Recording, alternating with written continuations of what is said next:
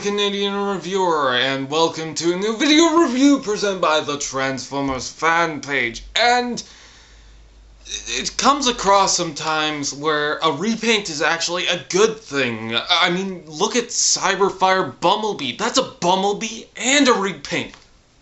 What? And sometimes repaints are a good thing overall, and I do kind of regret not getting the Dark Mount figure that I wanted, or first edition Bulkhead, but that's a different story, or War for Cybertron Bumblebee, but once again, that's a different story. Okay, so I got a good deal on some deluxes, and Skullgrin happened to be one of the figures that were on this sale, so I decided to get them.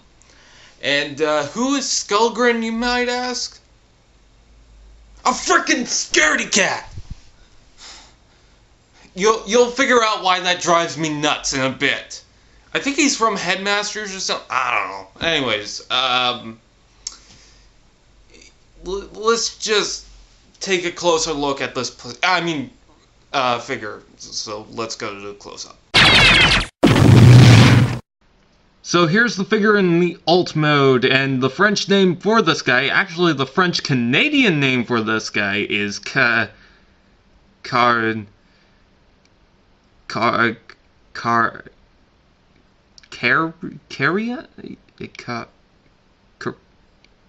from South Park? And the Italian name is Corno. I guess he's Corno for Cuckoo Puffs. I know. Corny joke, right? Hey! That was one. Okay. Enough of the corny jokes. Anyways, so he was a pretender in G1, which means he can transform into a beast, as well. He also had his original mode, so he had the robot mode, but he also had in G1 the tank mode, or the jet mode, or the squirrel mode, or whatever it is. So, that's all fine and good, but he only transforms into his tank self, not his beast self. He does have a third mode, kind of, but it's not really a beast, so don't get butthurt whenever he doesn't have the actual beast mode that he originally had. So either way, it's not a bad choice for an alt mode. I mean, look at all these weapons and this turret. He looks like Bludgeon's brother, just a midget and furious. Seriously, that's what he looks like. So, does the tank mode look good? Yeah, the tank mode looks good. It looks bigger than what it actually is. Or it feels bigger than what it actually is. Especially when the cockpit's like this little thing.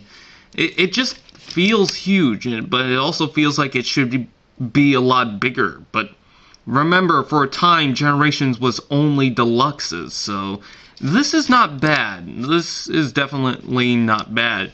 And if you're wondering, yes, these are the clip weapons, so you can attach them to Recon Ironhide or whoever else.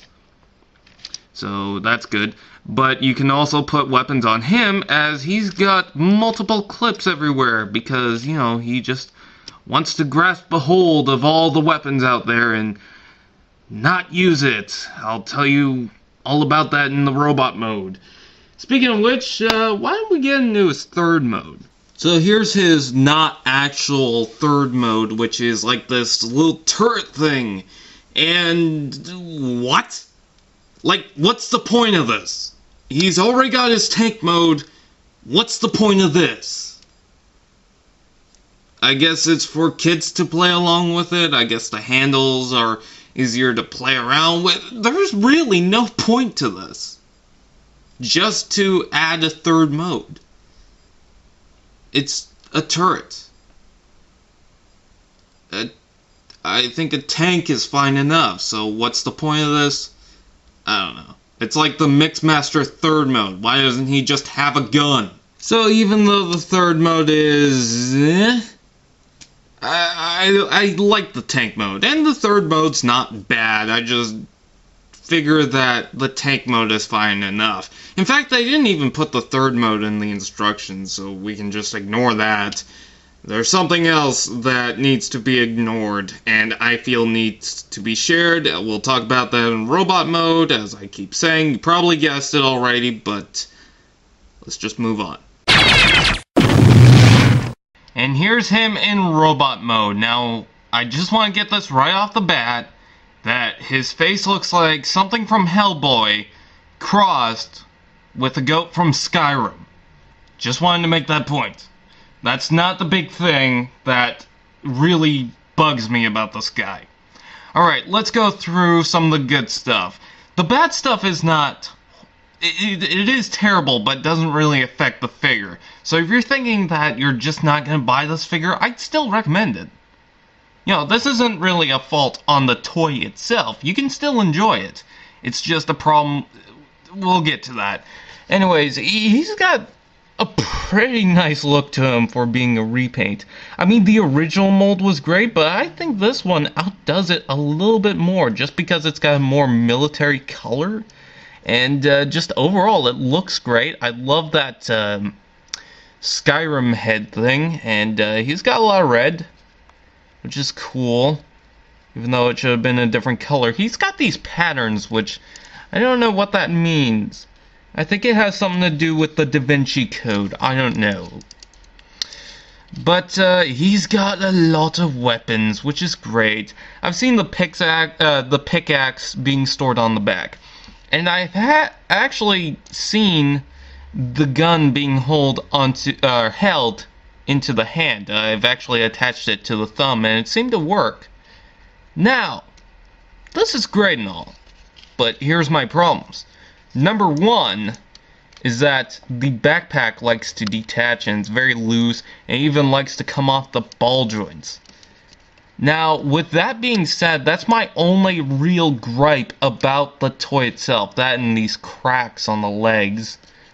But that's the only real gripe I have against this toy. For the actual character is where I have the biggest gripe. If you read the bio, you probably know what I'm talking about. Why, oh why, is he afraid to go to war? That is the stupidest, idiotic thing I've seen Hasbro do. To be honest. I'm sorry for freaking out like this, but I just feel like it needs to be said. Okay, the bio says he's a scaredy cat. He doesn't like to go to war because he's afraid that, you know, war's gonna consume him pretty much. So why would you go to the Decepticons in the first place? With the Autobots, you know, they might help. They might help your problems. But with the Decepticons, it's like Megatron just says, "Kill all those who oppose my will and shall be killed," and stuff. But with this guy, he's the... How? How could you be like that? You got this freaking machine turret. You got this. You got this. You got that. Why are you afraid to go to war? Apparently, it's because he'll go insane. You're working for the Decepticons. I mean, half the fleet is insane. Okay? So it's not like it's horrible. It's not like you're gonna go to a mental hospital for the Decepticons.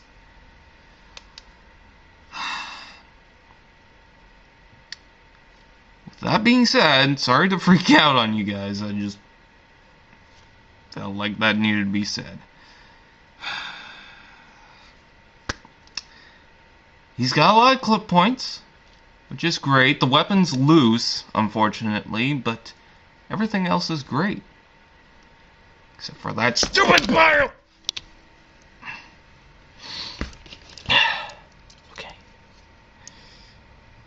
I think I'm having a clear understanding of what he meant by going insane. Anyways, let's move on to the overall review. Oh, one more thing. Just ignore the bio. Say that he's a great soldier with all these weapons, like a weapons specialist even, like Ironhide.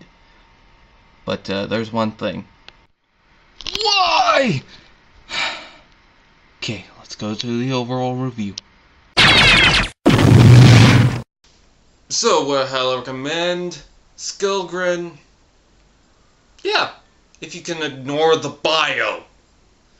Anyways, that is all for now. I am the Canadian Reviewer. I'm going to eat some bacon.